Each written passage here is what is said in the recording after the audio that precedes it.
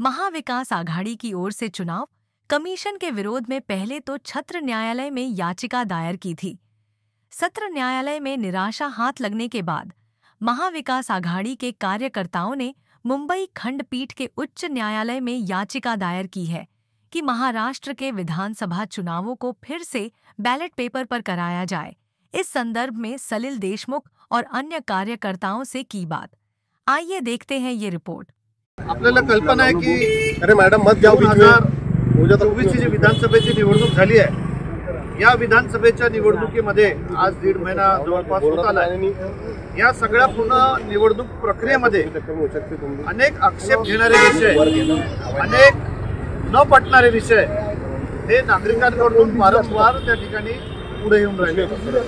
एक त्या नागरिकांचा प्रतिनिधी म्हणून या ठिकाणी महाविकास आघाडीचा अधिकृत उमेदवार सलिल अनिल देशमुख असेल, आमचे नागपूर पूर्वचे उमेदवार सन्मान्य धुनेश्वर पेटीजी असेल किंवा अकोला जिल्ह्यातील आमचे मित्र महाविकास आघाडी काँग्रेस पक्षाचे अधिकृत उमेदवार महाविकास आघाडीचे महेशजी कणगणे असतील आणि अनेक लोक या तक्रारींच्या विरुद्ध जी लोकांची मागणी आहे की कुठेतरी आमचा जे मतदान आहे हे मतदान चोरी नाही झालं पाहिजे, आम्हाला आमच्या मतदान ज्याला दिलं त्याच्यापर्यंतच पोहोचलं पाहिजे आणि हा आपला लोकशाहीचा जो हक्क आहे हा हक्क आमचा त्या ठिकाणी अबाधित राहिला पाहिजे। याच्यासाठी ही याचिका महाविकास आघाडीचे आणि राष्ट्रवादी काँग्रेस पार्टी शरद पवार गटाच्या अनेक उमेदवारांनी त्या ठिकाणी केली आहे। त्याच फायलिंग आता त्या ठिकाणी चालू आहे। याच्यासाठी आम्ही या ठिकाणी उपस्थित आहोत। काँग्रेसच्या उमेदवारांनी सुद्धा अशाच पद्धतीने याचिका दाखल त्या सगळ्यांची एकत्र तुमची याचिका असणार आहे का वेगवेगळं स्वरूप असणार आहे का वेगवेगळ्या मागण्या या सगळ्या परवाही काँग्रेसचे लोक आले ते नाही, वास्तविकला सगळ्यांनी आपापल्या पद्धतीने करायचा प्रयत्न केला। आता कुठे कुठे ज्यांच्यासोबत जुळून झालं की ज्यांच्यासोबत चर्चा झाली त्या लोकांनी संयुक्त केलं आहे आणि आपण संयुक्तरित्या राष्ट्रवादी काँग्रेस पक्ष असेल किंवा काँग्रेस पक्ष असेल हे पण संयुक्तरित्या त्या ठिकाणी आम्ही मला पुढे जायला त्या ठिकाणी काही हरकत नाही। आम्हाला न्याय देण्यावर त्या ठिकाणी विश्वास आहे की येणाऱ्या दिवसामध्ये लोकांच्या मतदानाची चोरी झाली नाही पाहिजे आणि जे काही लोकांना शंका आहे याचा निराकरण निवडणूक आयोगाच्या माध्यमातून त्या ठिकाणी आपल्या हायकोर्टाच्या माध्यमातून आपल्या सुप्रीम कोर्टाच्या माध्यमातून लोकांना त्यांचं मूलभूत अधिकार त्यांचा हक्क हाताकडे भेटेल अशी आम्हाला अपेक्षा आहे। नेमकी तुमची काय मागणी आहे? कारण की तुम्ही निवडणूक आयोगाला कुठली मागणी केली आणि त्यामुळे ते पूर्ण न झाल्यामुळे तुम्हाला हायकोर्टाचं पाऊल उचलावं लागलं, काय तुमचे मुद्दे आहे, किती एकंदर मुद्दे आहे या सगळ्या? अनेक मुद्दे आहेत त्या ठिकाणी। आता त्याचं काम हायकोर्टामध्ये त्या ठिकाणी चालू आहे।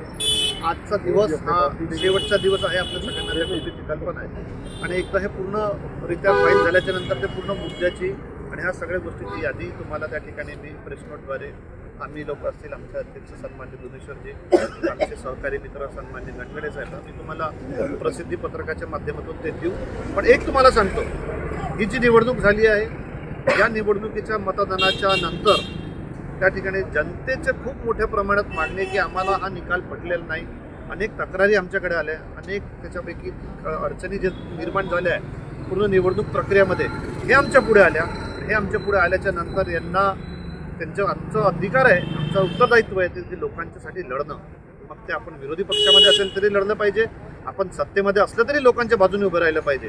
अशाच पद्धतीने आज आम्ही विरोधी पक्षामध्ये असेल तरी सुद्धा या गोष्टीसाठी आम्ही संघर्ष करू व लोकांच्या मतदानासाठी आम्ही लढा देऊ। ईव्हीएमवर आक्षेप आहे या ठिकाणी पूर्ण निवडणूक प्रक्रियेवरच बरेचशा ठिकाणी त्या ठिकाणी आक्षेप घेण्यात आला आहे की काही काही त्याच्यामध्ये अडचण निर्माण झाल्या, जे जनतेकडनं मोठ्या प्रमाणात तक्रारी आमच्यापर्यंत आल्या त्याच्या संदर्भात आपण ह्या सगळ्या गोष्टीमध्ये पिटीशन दाखल किया है सम्माननीय हाईकोर्ट नागपुर में। वो हम सब महाविकास आघाड़ी के जितने भी उम्मीदवार है सभी लोगों ने अपने लेवल पर आज यहाँ पर याचिका दाखल की है। उसके अंदर हमारा मूल मुद्दा ये है कि जो प्रोसेस ईवीएम के ऊपर इलेक्शन लेने के लिए होनी चाहिए वो प्रोसेस फॉलो की गई नहीं है, उसके काफ़ी स्टेजेस है। उसके अंदर पीपल्स रिप्रेजेंटेटिव एक्ट के जो सेक्शंस है 80A, 80B, 80C वो हमने निकाल कर यहाँ पर पिटीशन बनाई है और सभी लोग यहाँ पर इंडिपेंडेंटली यहाँ पर पिटीशन दाखल कर रहे हैं। लेकिन शायद यहाँ पर कुछ हमारे सीनियर एडवोकेट्स के सलाह से वो सब क्लब होकर हमारे जो कॉमन डिमांड है उसके ऊपर